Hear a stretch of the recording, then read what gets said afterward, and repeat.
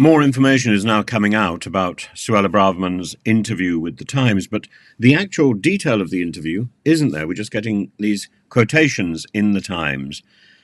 She says that Labour have already won. Labour have won already. The real question here is who is going to provide a voice of opposition in Parliament and in the country to a Starmer government. She says it's a real shame that the right-wing vote was split between the Conservatives and Reform, and she says the Conservatives should be a broad church and a welcoming party. We shouldn't be divided on this side of the political spectrum. And meanwhile, she recognises that Rishi Sunak's, quote, toughening stance on the European Convention of Human Rights, the ECHR, means that he has adopted the, quote, Suella agenda. So she's taking control of Mr. Sunak. This is quite extraordinary. A person who is a disgraced minister, who is responsible for 3 laws, none of which work, one of which has been challenged in Northern Ireland and found not to be applicable, and the rest of which are challenged by the reality of 4 refugees who were sent from Sri Lanka. They were sent by Britain after appealing for asylum, after fleeing from Sri Lanka. They were sent to Rwanda, and they have described a hellhole, appalling conditions where they are afraid to leave their accommodation, which is minimal, with minimal food and support, minimal or below minimal. So again, scotching the claims of the Rwanda bill, the third of her 3 pieces of legislation, or the 3 pieces of legislation to support her proposals. As I say, it is quite extraordinary. 43% in a YouGov poll apparently found that Farage was more trusted on immigration than Sunak, and Farage was more trusted on the NHS, with 33 points to 20 than Sunak. Sunak was only narrowly ahead, with 22 to 19 on the cost of living. I fail to see why so much effort is being put into measuring the comparison between Farage and Sunak, and the real issue is about the heart of the Conservative Party and whether or not there's going to be a valid opposition after the general election. And the lurch to the right, at what point that occurs. Suella Braverman is already thinking post-general election and post-fail. She's already got her eye on, quote, the top job. Well, of course, leader of the opposition is not the top job. Leader of the opposition is a recognition of the failure of this election by the Conservatives.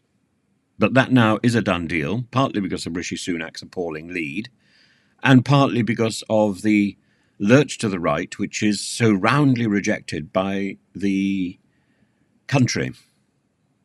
And that is why the Labour Party is so sure of its election victory, because of the sort of proposals being put forward by Suella Braverman. But in her process of this, she is set at the moment, I think, on destroying the Conservative Party as well as the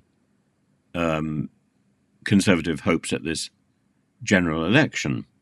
I think in the process also she's likely to destroy the nature of our Parliament. The adversarial nature of the British Commons only works if there is a healthy opposition. We've had times in the last 15 years when that healthy opposition has been compromised by ideologues, but it's still been substantial. This time we may well be in a position where the healthy opposition is no longer healthy, where there is no real opposition. And that is bad for democracy. Too much of a landslide must be bad. And that landslide is not, in this case, a vote for Keir Starmer. It's a vote against Rishi Sunak and a vote against the lurch to the right of the Conservative Party. And absolutely to be commended. Absolutely to be commended. But the policies put forward by the Labour Party are not the things which are winning this election for them. What is winning this election is the failure of the present government. And that at a time of international uncertainty is a very dangerous indulgence by a very silly group of ministers led by an extremely casual and self-satisfied smug Prime Minister. This is a shocking display of pseudo-authority, or authority gone wrong. This is shocking. And Suella Braverman demonstrates her self-absorption, her self-indulgence, her self-obsession yet again. She might just as well be standing at the dispatch box screaming invader, screaming abuse to countries that we have diplomatic relations with and with whom we hope to do further deals. If Rwanda doesn't work, we know that. Maybe Britain could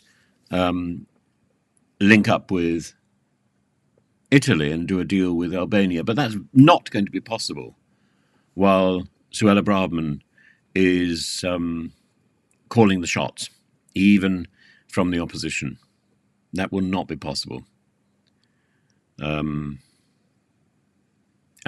David Cameron did his best to pour oil on troubled waters, but was called back suddenly because Rishi Sunak decided a general election was more important than restoring our relationship with our friends and neighbours across the sea. I am simply appalled. I would welcome your comments.